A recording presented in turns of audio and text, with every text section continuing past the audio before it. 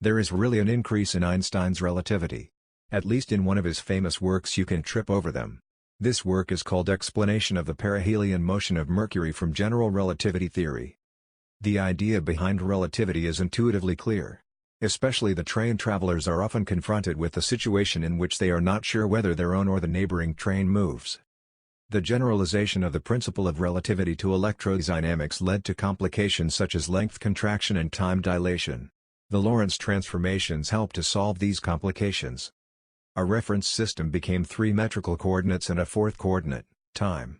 In this way, each frame of reference got its own time, which went at different speeds in different frames. Then Einstein took the next step. He generalized the principle of relativity to gravitation. He immediately found confirmation for his general theory of relativity by calculating anomalous displacement of the Mercury orbit.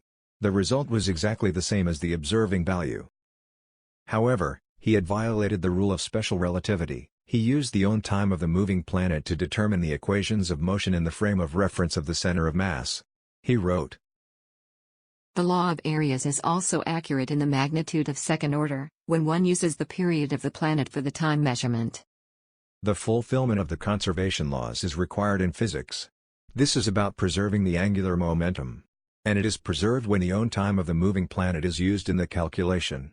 After that he wrote, "By the determination of the orbital form, one now goes forth exactly as in the Newtonian case." In the Newtonian case means, the calculation is carried out in the frame of reference of the center of mass. So he mixed the reference systems. Such flexibility can already be described as super-relativity, or as super-absurdity.